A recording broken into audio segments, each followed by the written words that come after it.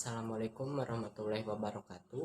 Perkenalkan, nama saya Muhammad Taufik Rais Apriyadi. Saya dari kelas 4 dengan NPM saya 101217179. Baik, di sini saya akan menjelaskan materi tentang Al-Ihsan. Apa kalian tahu Al-Ihsan itu apa? Baik, di sini saya akan menjelaskan apa itu Al-Ihsan. Secara bahasa, ihsan berarti berbuat baik. Ihsan merupakan kebalikan dari isaah yang berarti berbuat buruk. Nah, sedangkan secara istilah, ihsan ialah suatu perbuatan yang terpuji yang mengarah kepada hal yang positif, baik di dunia maupun pahala di akhirat.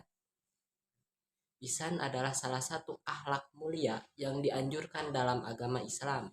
Banyak sekali dalil-dalil dalam Al-Quran maupun Al-Hadis yang menganjurkan kita untuk berbuat ihsan. Untuk materi selanjutnya tentang dalil-dalil Al-Ihsan. Dalil Al-Ihsan dalam Al-Quran yaitu sebagai berikut. A'udzubillahi minasyaitonirrajim. Bismillahirrahmanirrahim.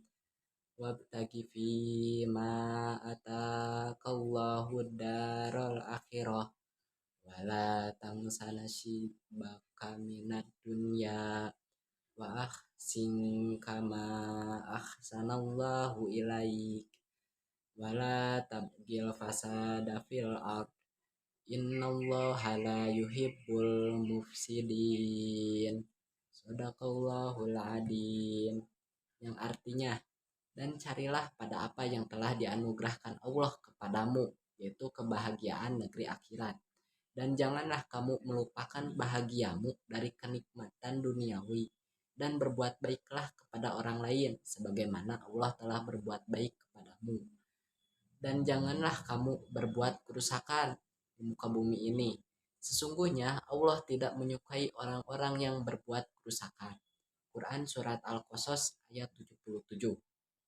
Nah, jadi maksud dari ayat ini yaitu kalian sebagai sesama manusia berbuat baiklah kepada hamba-hamba Allah sebagaimana Allah telah berbuat baik kepadamu, yakni Allah telah memberikan nikmat dunia kepadamu, dan janganlah kalian berbuat keburukan karena itu akan mendatangkan murka Allah Subhanahu wa taala. Nah, lalu berikutnya ada dalil al-ihsan dalam as-sunnah, yaitu innallaha katabal ihsana ala kulli syai' fa idza qatalatum fa ahsinul qitlah wa idza dabahtum fa ahsinud dab wal yuhidda ahadukum safratah fal yurih dabihatah. Yang artinya, sesungguhnya Allah mewajibkan perbuatan baik terhadap segala sesuatu. Apabila kalian membunuh, maka bunuhlah dengan cara yang baik. Dan apabila kalian menyembelih, maka sembelihlah dengan cara yang baik. Tajamkanlah pisaumu dan senangkanlah hewan sembelihanmu. Hadis riwayat Muslim 1955. Jadi maksud dari hadis ini itu ketika kalian berkurban, ketika kalian akan menyembelih hewan kurban kalian, kalian harus melakukannya dengan cara yang baik, yaitu dengan menajamkan pisau kalian gitu, agar agar itu sesuai dengan ketentuan yang sudah berlaku, yang telah berlaku. Materi berikutnya tentang aspek pokok dalam al-ihsan. Terdapat dua aspek pokok. Yang pertama tentang ihsan dalam ibadah. Kita berkewajiban ihsan dalam beribadah, yaitu dengan menunaikan semua jenis ibadah seperti sholat, puasa, haji, dan sebagainya dengan cara yang benar, yaitu menyempurnakan syarat, rukun, sunnah, dan adab-adabnya. Terdapat 3 tingkatan al-ihsan dalam ibadah ini.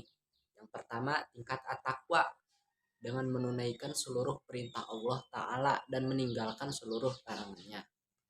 Lalu yang kedua, tingkat albir, dengan melakukan amalan-amalan kebaikan yang mereka lakukan dari ibadah-ibadah sunnah serta segala sesuatu yang dicintai dan diridhoi oleh Allah Subhanahu wa taala. Lalu tingkat yang ketiga yaitu tingkat al-ihsan, yaitu kesempurnaan dalam beramal, seraya menjaga keikhlasan dan kejujuran, serta memaksimalkan amalan sunnah yang dapat mendekatkan diri kepada Allah. Nah, lalu yang keduanya yaitu ihsan dalam muamalah. Nah, yang berhak mendapatkan ihsan ini yaitu sebagai berikut ya teman-teman. Yang pertama, ihsan kepada orang tua. Nah, caranya bagaimana? Nah, dengan cara mengasihi, memelihara, dan menjaga mereka dengan sepenuh hati, serta memenuhi semua keinginan mereka selama tidak bertentangan dengan aturan Allah Subhanahu wa Ta'ala. Mereka telah berkorban untuk kepentingan anak mereka sewaktu masih kecil dengan perhatian penuh dan belas kasih sayang. Seperti yang kita tahu ya, orang tua kita selalu menjaga kita, selalu mendidik dan mengurus kita selagi kita kecil hingga dewasa seperti sekarang ini ya teman-teman. Lantas, apakah tidak semestinya orang tua mendapat perlakuan yang baik pula sebagai imbalan dari budi baiknya yang tulus itu? Tentu harus mendapatkan ya teman-teman. Lalu yang kedua tentang ihsan kepada kerabat karib. Nah, dengan cara menjalin hubungan yang baik dengan bentuk ihsan kepada mereka, bahkan Allah Subhanahu wa taala menyamakan seseorang yang memutuskan hubungan silaturahmi dengan perusak di muka bumi.